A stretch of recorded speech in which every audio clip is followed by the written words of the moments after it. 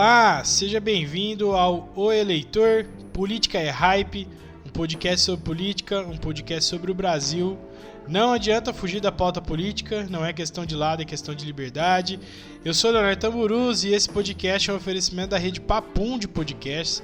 Então curta, se inscreva, compartilha e siga. Estamos no YouTube, Spotify, Facebook e Instagram, @Papum Podcast. E aí, Diegão, como é que você tá? Fala, Léo, tudo bem? Excepcionalmente a gente tá gravando num horário diferente essa semana, né? Hoje é quinta-feira, né? Esse podcast sai ao ar na sexta. Então eu tô meio lesado, cara, porque é depois do almoço. Então eu peço que as pessoas relevem aí qualquer merda que eu falar. Se eu trocar uma palavrinha assim e tal, mas... Porque hoje o assunto o nome dos políticos a gente não erra. Às vezes eu erro. Hoje o assunto é denso, cara. É denso pra poder entender, mas eu acho que é muito, muito bom. Assim, vai ser muito vantajoso você ficar com a gente pra poder entender de fato o que aconteceu essa semana aí na educação do Brasil. Show de bola! Agradecimentos à Radis Café, cafés especiais. Nada como ouvir um podcast tomando um café de qualidade especial do sul de Minas Gerais. Para saber mais, @Radis Café no Instagram. Ainda mais se o café for gelado com suquinho de limão. Rapaz, Deus, cara, tá eu bom, vou te dar essa cara. dica. Toma um café Radice com suco de limão. Meu pai amado. Tá sensacional essa ideia aqui, eu não conhecia. Não tinha tomado ainda, não tinha experimentado. Eu sou É um barista, um ex-gordinho em processo de emagrecimento. E então a gente manja das coisas de comer, né? Está sensacional, cara, tá sensacional. Bora pro assunto, Diegão? Vamos lá. Antes da gente entrar no assunto principal desse podcast, eu não quero deixar de falar aqui sobre uma pauta importante também, né? Que finalmente, tem como botar somzinho de aplausos aí?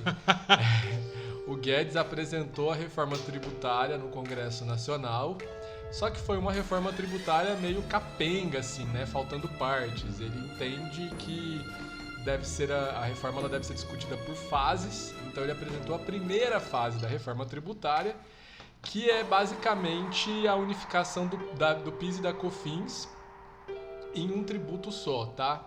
Então, eu acho que isso é bem tranquilo, já existe projeto no Congresso nesse sentido, que já está em tramitação lá no Congresso Nacional. Vamos dizer que não é uma novidade, né? Não é uma novidade. A grande novidade, que também não é novidade, é que o Guedes, mais uma vez, insistiu aí na criação do chamado Imposto sobre as Transações Digitais, que é mais ou menos um nome mais bonitinho, um nome mais moderno, mais século XXI aí, para fadada CPMF, tá? Sim. O que é a CPMF? Talvez você que esteja aqui escutando a gente não tenha vivido nos tempos de CPMF.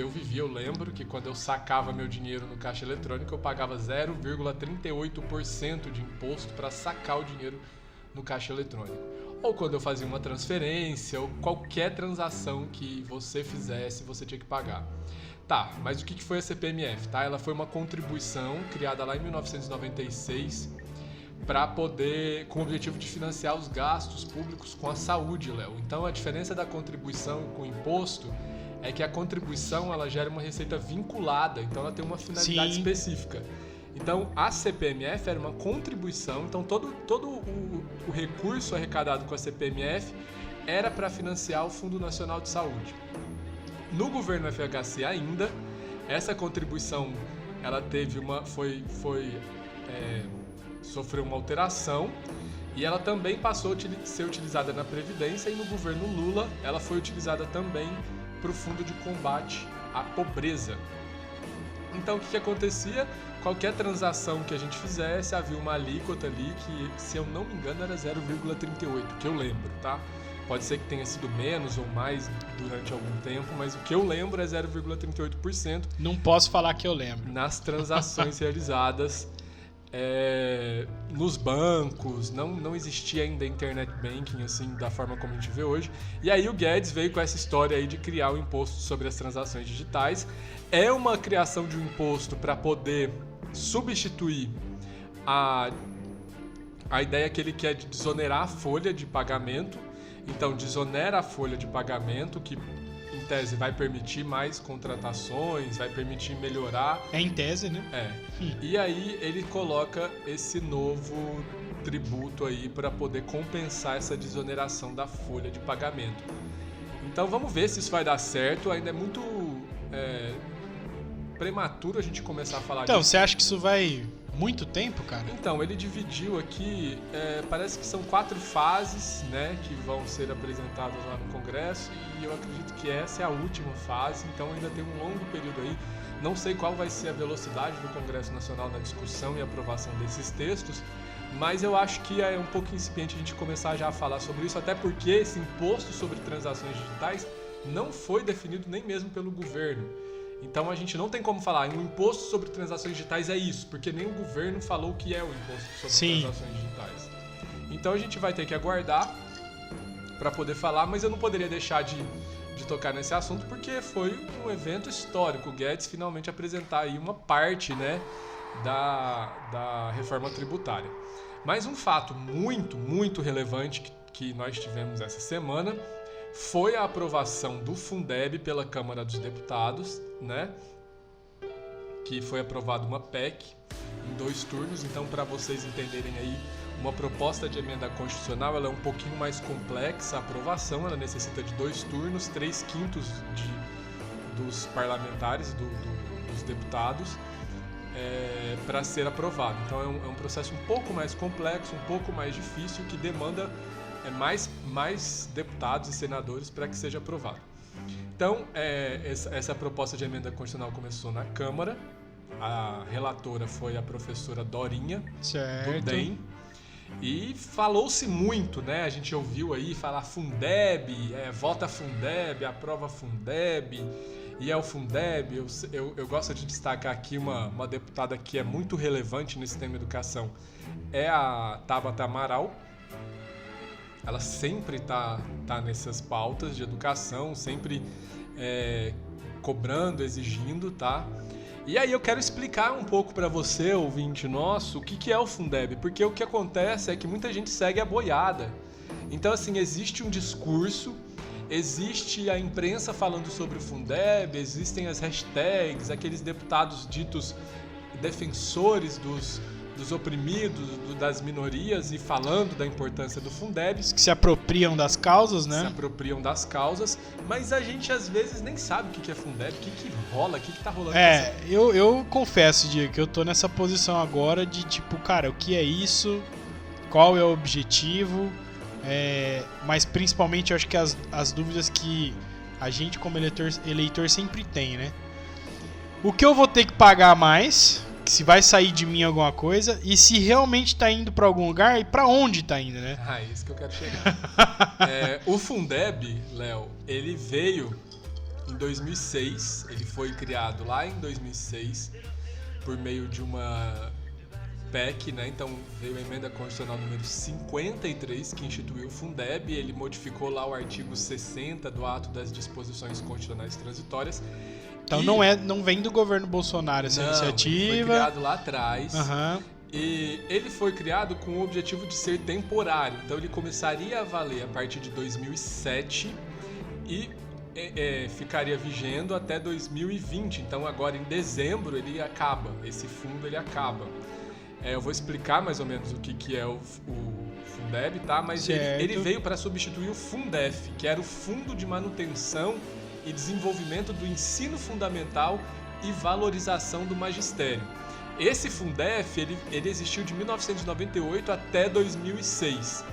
E o Fundeb, ele veio como sendo uma evolução, porque o Fundef, ele era focado só no ensino fundamental. Uhum. O Fundeb, ele tem um objetivo de redistribuir os recursos para um conjunto maior, né, relacionado à educação básica como um todo. Então vai desde a educação infantil até o ensino, passando pelo ensino fundamental, indo para o ensino médio.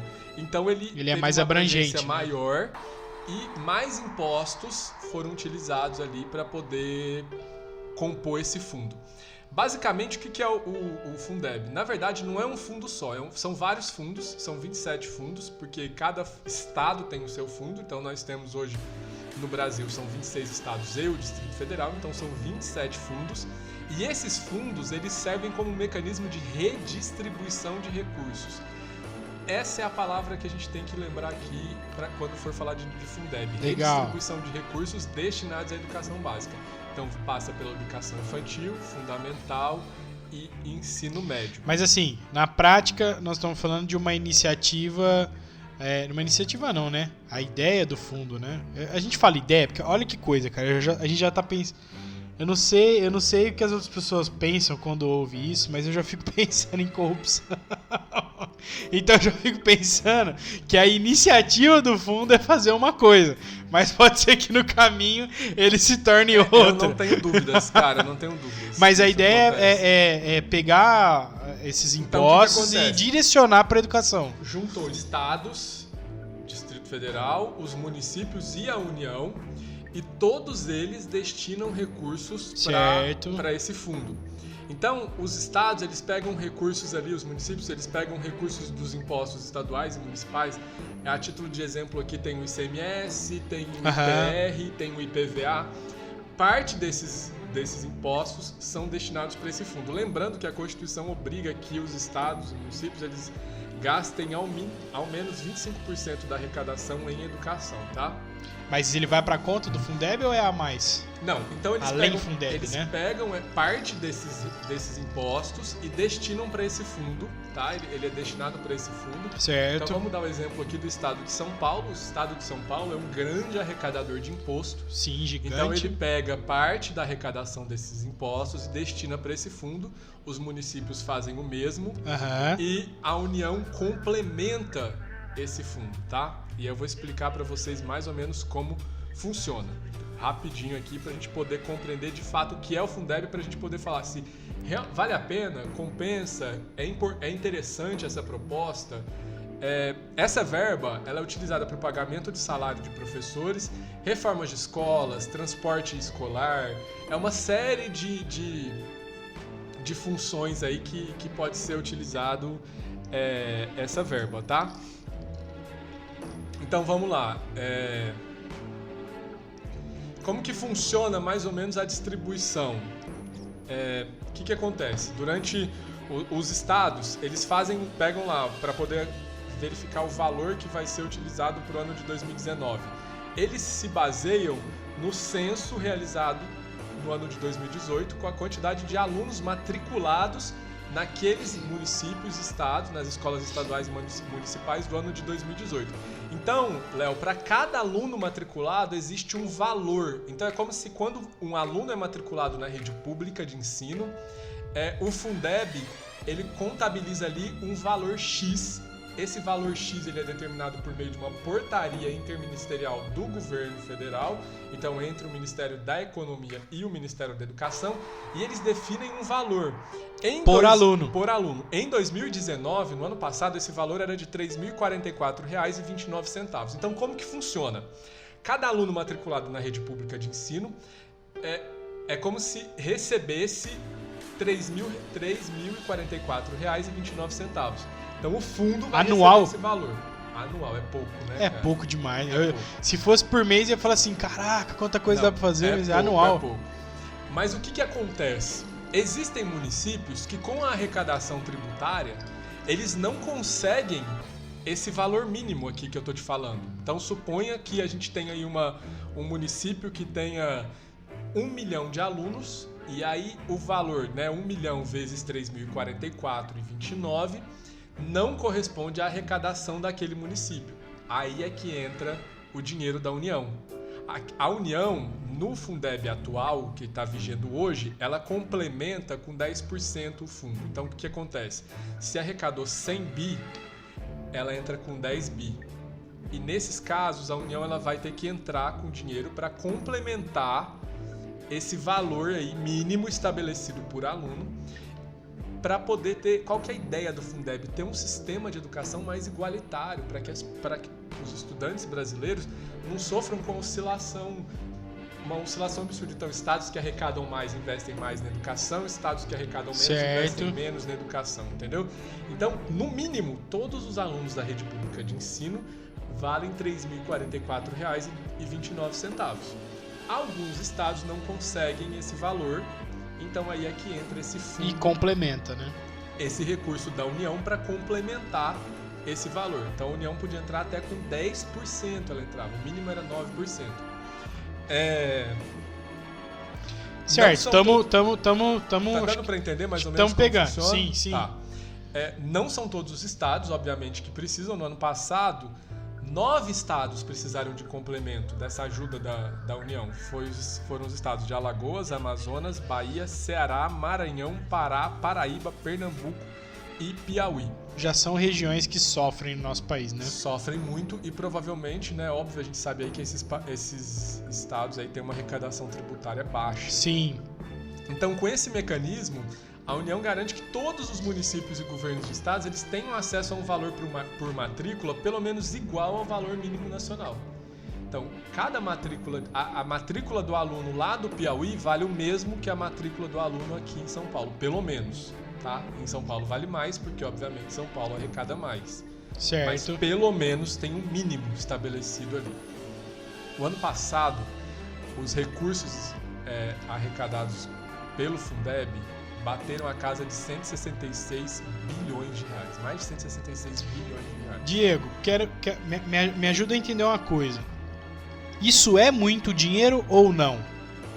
Porque toda vez que a gente ouve nas notícias, a gente ouve bilhões, milhões, Paraná, e às vezes a noção de quantidade de grana. Isso é muito dinheiro? Eu vou entrar nesse ponto, a gente vai falar sobre isso, porque eu acredito que o Brasil ele investe muito em educação. O investimento do Brasil, comparado ao PIB, ele está aí batendo aí os países desenvolvidos. O problema é que o Brasil não tem gestão desse recurso na educação. Correto. Então, o grande problema é esse. Será que só falta recurso ou o que falta é gestão desse recurso? E aí a gente vai chegar aqui num ponto que é importante para o que está acontecendo e o que aconteceu com a votação dessa PEC lá no Congresso Nacional, na Câmara dos Deputados, essa semana. Hoje, 90% dos recursos do Fundeb vem de impostos coletados nos âmbitos estadual e municipal e 10% vem do governo federal. Então, eu estou explicando como funciona o Fundeb hoje, tá? Vários estudos demonstram que sem esse fundo seria um caos. O país viveria um caos na área da educação. Então, caraca, velho. Porque os municípios dependem muito desses recursos, tá? Aí você até pode estar se perguntando assim, Diego, mas existe uma forma de fiscalizar a utilização desse recurso?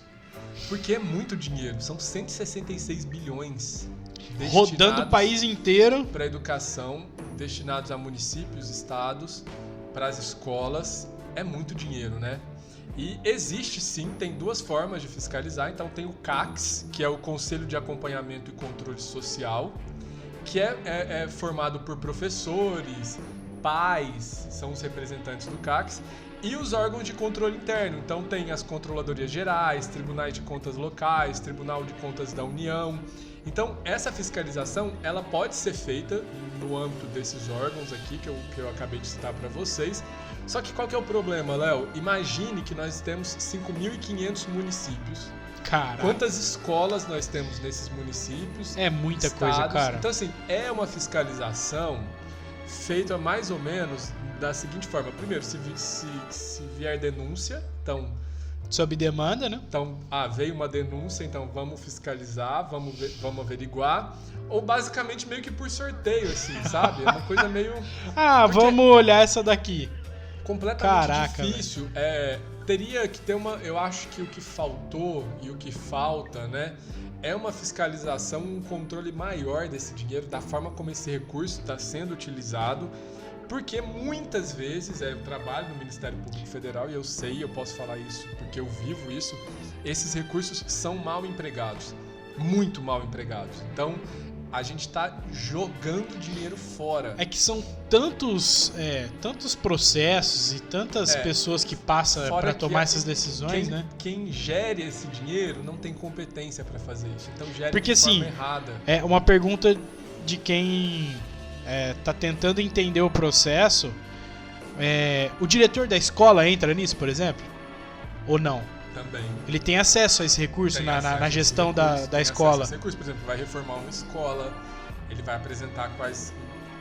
Cara, é um processo muito complexo. Secretário de Educação do município. Então, são vários Cara, isso fatores, deve ser uma lerdeza, deve ser tão lento. Fora a má utilização e os desvios, né? Porque os desvios. É o que você falou, quando a gente fala em utilização de dinheiro público, a gente sabe, e eu posso falar aqui pra vocês que a regra é que haja mau uso. O mau uso e a corrupção. O mau uso diz respeito à utilização de forma indevida e à má utilização também. Então, assim, essa é a regra. Você tá falando assim, a burrice mesmo. A falta de competência mesmo de utilizar. Dinheiro, sabe? Essa é a regra. Infelizmente, no Brasil, essa é a regra que vigora. Então, o recurso público ele é muito mal utilizado. A gente tem muito dinheiro, a gente arrecada muito. Sim. Só que isso não é utilizado da forma devida. Então essa é a minha principal crítica a esse Fundeb aí. O que faz a gente pensar na introdução que você deu só uma palhinha aí da questão da reforma tributária, por exemplo, que a gente começa a pensar nisso também, porque o problema nem sempre é arrecadação, né, no Brasil. E a gente tem tendência a ouvir sobre a arrecadação. Na verdade, eu acho que o problema não é a arrecadação. Exatamente. Né? Nem sempre, cara. É a gestão. A gente arrecada muito. Nós somos um dos países que mais paga imposto no mundo. O problema é a gestão desse dinheiro público. Muito é utilizado em corrupção e muito é mal utilizado, né? E aí veio, né, essa discussão do Fundeb, ela já existe no Congresso Nacional há 5 anos. E aqui agora vamos para a minha crítica ao governo Bolsonaro, né? O governo Bolsonaro está aí desde 2019, estamos no 3º ministro da Educação e não se falou em Fundeb durante esse tempo. Ninguém falou sobre Fundeb, não se discutiu, Léo, inclusive uma alternativa ao Fundeb. Poxa, eu não concordo da forma como está. Mas apresento isso. Qual que é a alternativa? Que alternativa que o governo vai apresentar para substituir o Fundeb, que pelo menos possa ser discutida no Congresso Nacional? Nenhum ministro da Educação tocou nesse assunto. Esse foi um assunto que não foi discutido durante as gestões anteriores e agora a gente está com um novo ministro da Educação que ainda não veio para fazer o negócio acontecer, porque ele entrou e pegou Covid, então tá aí de quarentena. Então, e o Fundeb foi votado essa semana. O que aconteceu? No sábado, olha só, o governo veio com uma proposta. Nos 45 do segundo tempo, depois de não ter feito nada nesses 19 meses aí mais ou menos de governo, o governo chega com uma proposta para o Fundeb. A ideia do governo é o seguinte: era pegar parte dessa contribuição da União e destinar esse valor, parte desse valor, diretamente para as famílias com crianças em idade escolar. Então, o que acontece? A ideia era fazer o seguinte: a União ela entra com 10% hoje. Esse percentual ele subiu para 20%. A ideia era pegar parte desse percentual e destinar diretamente para o Renda Brasil, que é um programa que vai substituir o Bolsa Família. Então, me parece, se não me engano aqui, é R$250 esse Renda Brasil, ele vai ficar na casa de R$250. Então, parte do Fundeb, parte do recurso da União que vai ser destinado para o Fundeb, o governo veio com a ideia de falar assim: beleza, a gente vai aumentar a porcentagem de contribuição de 10% para 20%, só que a gente quer que parte desses 20% seja destinado diretamente para as famílias com criança em idade escolar. E aí seria mais ou menos R$250. A família poderia utilizar esse dinheiro para educação dos filhos. Agora eu te pergunto, Léo, com R$250... O que você faz com isso? Como que você vai fazer? Vai pagar que escola para o seu filho? Você vai utilizar em qual creche? Eu queria entender, sabe? É meio complexo, é meio complicado isso, porque é um valor muito pequeno. E aí, qual que era a sacada do governo? 2021... Que, na verdade, se você não tá aumentando, né? Já começa isso, tá aumentando, mas não tá aumentando, né? Mas eu acho que tem um fim eleitoreiro aí. Porque, olha só, em 2021 muita gente falou que o Fundeb extingue agora em 2020, o governo propôs isso para começar a partir de 2022, ano eleitoral. Em 2021, as pessoas falaram, não vai ter Fundeb que se extingue agora e vai começar o Fundeb em 2022, então 2021 não vai ter Fundeb? Não. O governo propôs que em 2021 mantivessem esses 10% aí de contribuição e somente a partir de 2022 viria esse aumento da contribuição direto para 20%. Não, ele seria escalonado, esse aumento, mas parte desse valor seria destinado aí para o Renda Família, Renda Brasil. Ano eleitoreiro, as pessoas recebendo dinheiro do governo Bolsonaro, é uma bela peça para a campanha publicitária de reeleição do governo Bolsonaro, né? E aí tem uma discussão sobre teto de gastos públicos, sobre a inconstitucionalidade dessa medida, porque ele estaria tirando dinheiro da educação e destinando para outros fins que não educação diretamente, enfim. Essa questão não foi aprovada. E aí, o que ficou aprovado? Qual foi o texto que foi aprovado pela Câmara dos Deputados? Aumentou o percentual de contribuição da União para 23%, escalonado, né? Então essa contribuição esse aumento ele vai ser escalonado ano a ano até 2026. Então, ano que vem 12%, 2022 15%, 2023 17%, 2024 19%, 2025 21% e 2026 chegar nos 23%. É muito dinheiro, Uma questão que chamou atenção é de onde vai vir essa receita, né? Não foi apontado pelo Congresso Nacional de onde vai vir. Meu Deus do céu! Essa receita. É importante a gente entender que precisa de ter... de onde que eu vou tirar esse dinheiro? Cara, as coisas no Brasil é muito doida, velho. Vamos criar essa despesa, depois a gente vê depois a gente vê como é que vai pagar. O que faz, como que paga... E é importante notar que a educação, investimento em educação, essa parte aqui não bate aquela PEC do teto de gastos. Então, por isso que tem essa questão também. Isso aí pode dar um pau gigante aí pro governo, hein? Cara, eu queria entender como isso vai ser feito. Aí é que a gente tem que chamar a atenção aí para as privatizações, pro inchaço da máquina pública, tem que reduzir, né? A gente precisa disso, a gente precisa que faça uma reforma administrativa urgente, super salários, enfim, tem uma série de medidas que precisam ser tomadas para que venha esse recurso aqui. Ainda mais a gente está enfrentando um momento de quase recessão aí no Brasil, então isso vai ter uma implicação direta nesse Fundeb, porque o Fundeb, parte dele vem de imposto, então certo. Estados e municípios não arrecadando muito, consequentemente o fundo vai ficar um pouco deficitário, tá?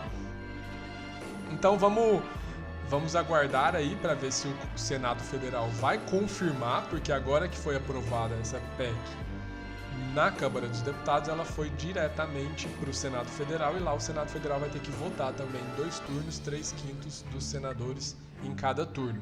Tem alguma especulação de posicionamento? Certeza, eu acho que com certeza vai ser aprovado. E outra coisa, por exemplo, o Fundeb ele foi um fundo criado de forma temporária, né?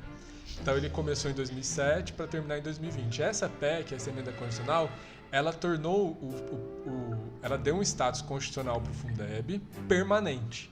Então o Fundeb passou a ser um fundo permanente, ele não vai mais ter fim.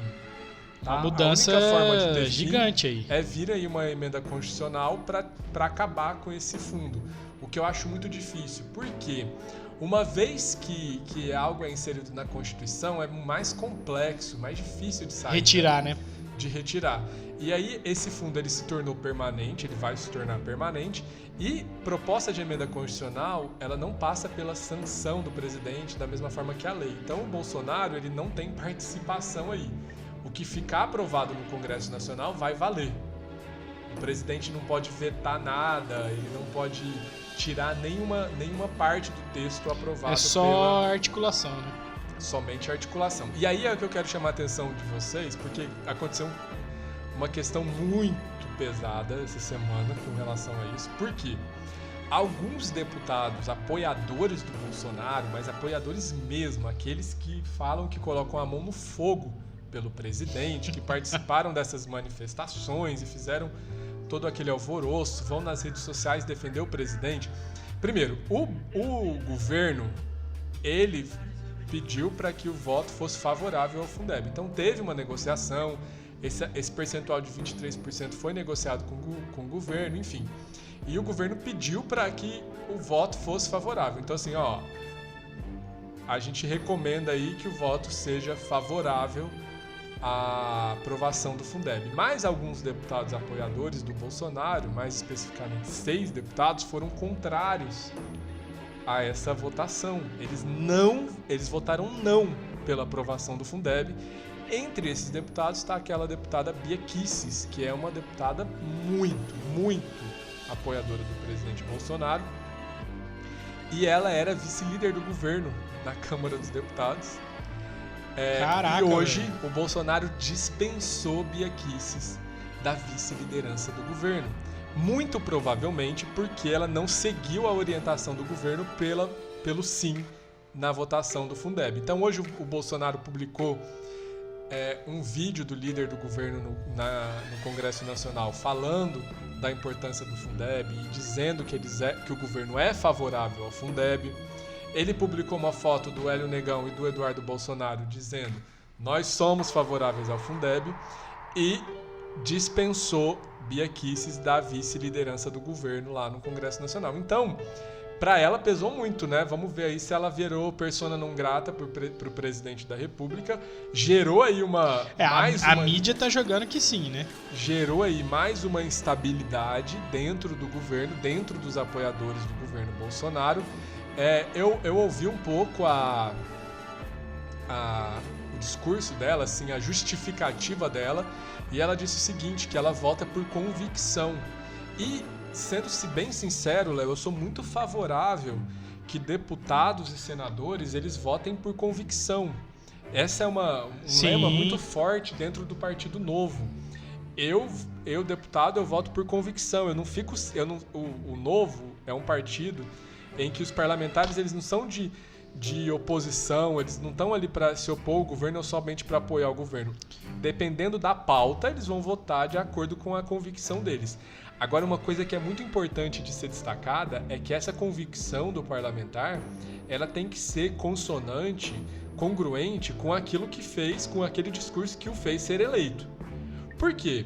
Porque se, por exemplo, como a gente tem o exemplo do Alexandre Frota, que foi eleito com um discurso conservador e liberal. O Alexandre Frota, quem elegeu o deputado Alexandre Frota, por mais que isso pareça cômico e por mais que isso pareça estranho, elegeu o deputado com um discurso conservador e liberal. Então, o Alexandre Frota, ele está ali representando pessoas conservadoras e liberais.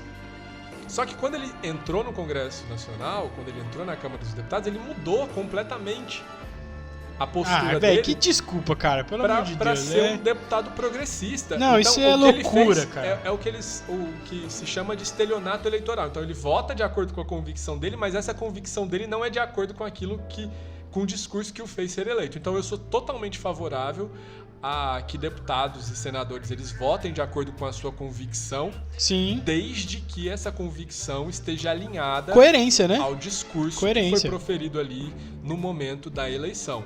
Então a Bia Kicis, ela fala que ela votou de acordo com a convicção dela, ela inclusive fala que o presidente Bolsonaro sempre defendeu isso durante o tempo em que ele foi parlamentar. E ela diz que ela não concorda com a colocação desse texto dentro da Constituição Federal, o fato de o Fundeb ser permanente. Assim, são observações que ela realmente apresenta uma justificativa plausível, né, para o que está acontecendo. Agora, uma coisa que é importante a gente destacar aqui, o Fundeb existe desde 2007. A educação no Brasil melhorou nesse tempo? A educação no Brasil é um fiasco. É um fiasco, Léo. É um fiasco. A educação no Brasil tá entre as piores do mundo. E mais uma vez, a gente tá falando da perspectiva de que é muito dinheiro. A gente não tá falando de baixo investimento, de pouco investimento. E quando se fala em educação no Brasil, infelizmente, o que a gente mais escuta falar é sobre investimento.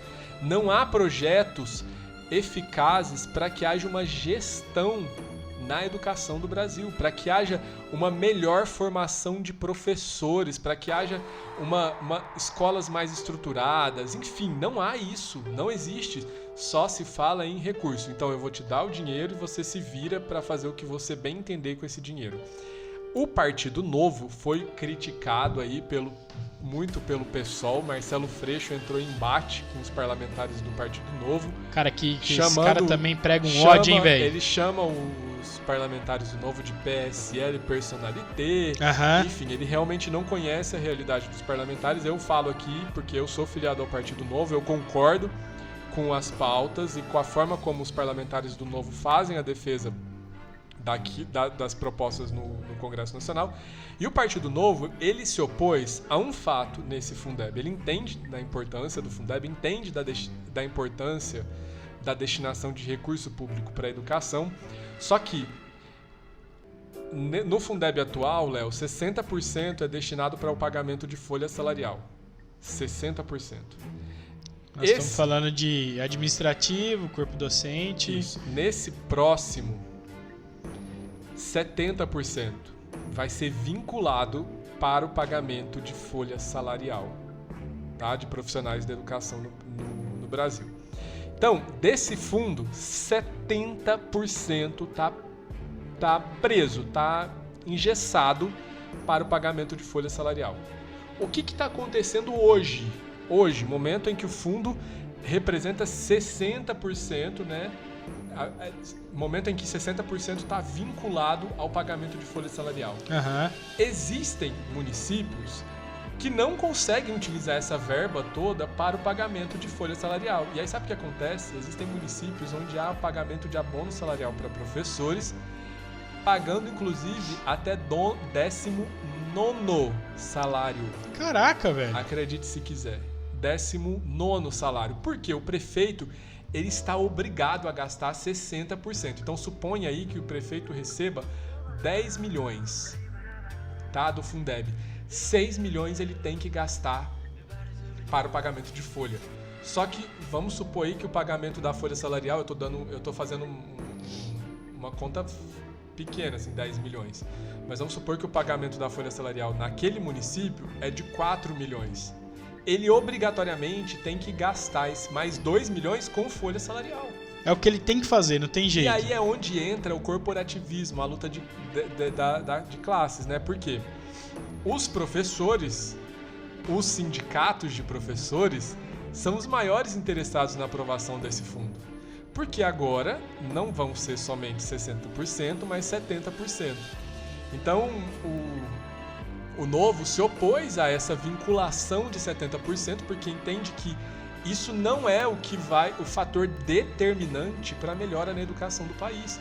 Não é porque eu vou aumentar o salário do professor que a educação no país vai melhorar. A gente precisa de muitos outros fatores, e aí é onde o Novo entra na defesa de que deve haver uma modificação nesse sentido, e critica, né, ele até apresentou um destaque à PEC, que vai ser votado agora, posteriormente, né, os destaques eles são votados posteriormente, a essa vinculação de 70%.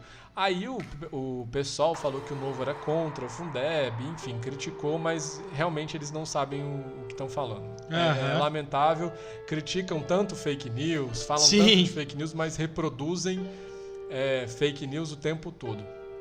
Então eu queria deixar essa reflexão aí para você que está ouvindo a gente. Será mesmo que faz sentido? Será mesmo que essa é a função do Fundeb? Seria essa a função do Fundeb? Pagar 19º salário para professor de rede pública?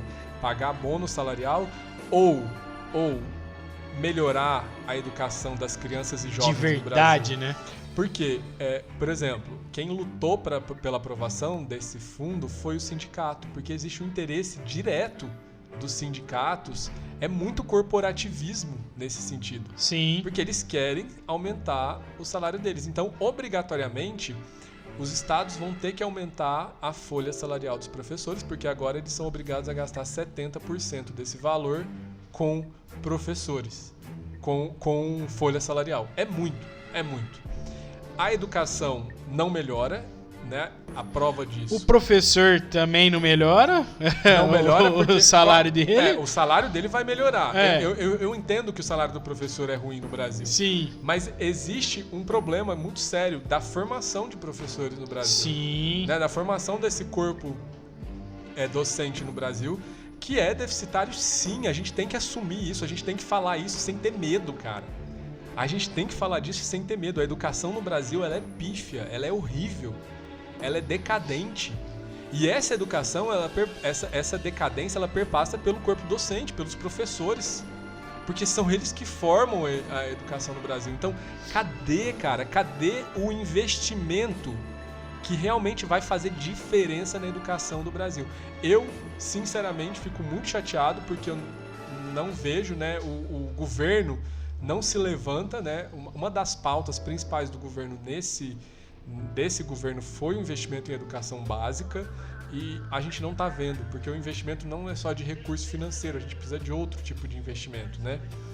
E, enfim, por que eu acho que educação não é algo importante para nenhum governo? Nenhum governo. Não existe um governo aí que passou no Brasil que prestou um papel fundamental na educação.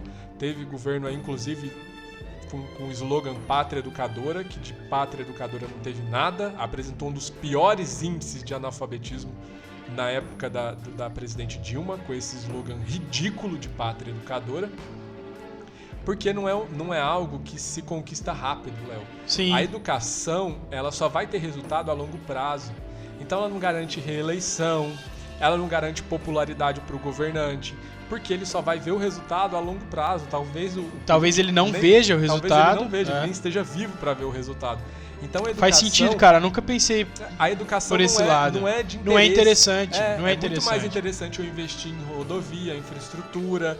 É muito mais interessante eu investir porque em não é tangível, né? Porque isso vai trazer popularidade. Isso vai ser algo que vai acontecer aqui agora e que vai permitir, provavelmente, a minha reeleição. Então, infelizmente, a educação ela não é levada a sério no Brasil, nunca foi levada a sério no Brasil, e não é esse governo que está levando. O que esse governo apresentou até agora para a educação? Aquele programa ridículo para universidades, que eu até esqueci, Universo, alguma coisa assim, que foi uma série de PowerPoints ali sem um projeto, escolas cívico-militares, que não faz nem cosquinha na educação do Brasil, porque a gente ia precisar de milhares de escolas. Uhum. E ponto, cara. Mas nada. Então eu tô torcendo de verdade para que esse novo ministro da Educação faça algo que realmente faça a diferença, que isso seria um legado deixado por esse governo na educação. A gente ainda tem tempo, né? A gente já tá aí acabando o segundo ano do governo, mas eu acho que a gente ainda tem tempo de fazer algo relevante para o país na área da educação. Então, só para a gente esclarecer, o Fundeb, ele provavelmente vai ser aprovado no Senado Federal, vai se tornar um fundo permanente, que, ao meu ver, não vai fazer diferença relevante, não vai ter uma diferença relevante na educação brasileira, pelo simples fato de que não existem ali quesitos que dizem respeito à gestão do recurso público destinado para a educação. Basicamente só falou da distribuição do dinheiro, né? Ponto final. Então não é só de dinheiro que se faz educação no Brasil, a gente precisa de gestão. E a gente não vê isso acontecendo há muito tempo. Para pensar que... O Vitor apareceu aqui, galera. Pensa só, tô falando agora de faculdades que são públicas, mas olha a nota de corte de pedagogia. Não estou dizendo que as pessoas, que nota de corte é tudo, mas dá-se muito mais atenção para médico do que para professor das crianças. Ou seja, por que a nota de corte da pedagogia é tão baixa? Eu sei que tem uma questão de concorrência, mas por que tem que ser baixa, entendeu? Então, pessoas que às vezes mal estudaram, mal estão capacitadas. Eu vou falar aqui um caso de uma pessoa muito, muito próxima de mim, aliás, duas pessoas muito próximas de mim, que eu amo e respeito, mas... Cara, é difícil de entender como aquela pessoa, ela fez pedagogia, se formou da aula, sendo que, cara, é difícil manter uma conversa com a pessoa assim, mais do que alguns minutos. Você não tem profundidade ali, o português falha bem. Não é aquela questão da gente falar, às vezes, um plural errado, uma concordância que não é constantemente, porque justamente tá deixado as traças. Então, às vezes você já vê aí nos vestibulares, né? Qualquer um pode ser professor, e é por isso que é também tão desvalorizado, porque não se dá valor até antes disso. É uma classe desprestigiada, né? Infelizmente. Eu amo, se eu pudesse, eu seria professor, de verdade. Eu amo ensinar. Só que eu preciso viver, eu preciso ter dinheiro. Sim. Hoje eu não consigo viver de dar aula. A gente tem alguns amigos que dão aula para crianças, enfim, né, até adolescentes, e a gente vê que eles fazem por paixão mesmo. Paralelamente a isso, eles tentam empreender de tudo quanto é forma, mas na verdade acho que isso é no Brasil inteiro, mas eles fazem por paixão mesmo, porque não é, e são pessoas muito inteligentes. Também tem outro caso, eu não tô aqui para falar que é todo mundo, né? Mas existe outro caso onde nós vemos pessoas muito inteligentes, você vê que claramente ele só faz isso porque ama, porque o retorno financeiro é desmotivador mesmo. É isso, eu acho que o assunto de hoje, Léo, ele tá... Eu não tenho mais nada pra falar. Rolou até uma exaustão aí, Diego. Eu só espero que o Fundeb... porque assim, eu não li o texto ainda, né, total. Eu sei que... Espero que tenham acréscimos aí no sentido de que hajam melhorias no texto para que haja mais gestão dos recursos da educação no Brasil e que a gente utilize de forma correta esses recursos para a melhoria da vida dos alunos, das crianças, dos jovens. Isso é o que é importante. Cara, eu só quero falar que mudando totalmente de assunto, é só para comentar que vai ser muito legal isso que eu vou jogar aqui na bancada agora, que saiu agora há pouco, hoje quinta-feira, né, 3 horas da tarde, que o Mandetta vai se candidatar a presidente da República com o vice-presidente Sérgio Moro. E ele já falou sério que ele vai sair a corrida presidencial. Eu vou ter que aguentar isso? Sério que eu vou ter que aguentar isso? Essa é a liberdade, essa é a democracia, né? À vontade, zero comentário. Meu Deus! A gente pode lançar aqui também, cara. Diego presidente. Diego presidente, Leonardo vice. A gente ainda não tem idade. Meu Deus! Só um negócio que eu achei muito interessante hoje, só pra gente finalizar, que a OAB da Bahia, ela proibiu a utilização de máscaras com o logotipo do escritório de advocacia fora do ambiente de trabalho, tá? Porque eles entendem que isso é propaganda. Então, advogados não podem sequer utilizar uma máscara com o logotipo do escritório, porque isso viola lá o código de ética dos advogados. É uma vergonha isso, é saber que existe a OAB para poder prestar esse desserviço para os advogados aí. Ô, vocês estão com tempo, hein, OAB? Rapaz, estão com tempo, hein? O OAB da Bahia tá de parabéns. Estão com tempo. É isso, pessoal, mandem aí o que vocês acharam, a opinião de vocês sobre o Fundeb, se vocês já sabiam que era esse fundo, que representava esse fundo, como ele funciona, porque eu acredito que deu para explicar bem assim como ele funciona, deu para entender. E qual a sua opinião sobre a utilização desses recursos, né? Porque infelizmente a gente está vendo que vai ter mais dinheiro destinado para o fundo e a gente não sabe para onde está vindo. Se fosse tão bom, a educação no Brasil teria melhorado. Fato que não aconteceu, isso não é achismo, não aconteceu. A educação querendo cravar um método que faz mais de 10 anos que não funciona. Ponto. Então é isso, galera. Bom, esse foi o Eleitor de hoje. A gente se vê na próxima sexta-feira. E esse podcast é um oferecimento da Rede Papum de podcasts da Fisherman, agência digital. Bom final de semana, valeu!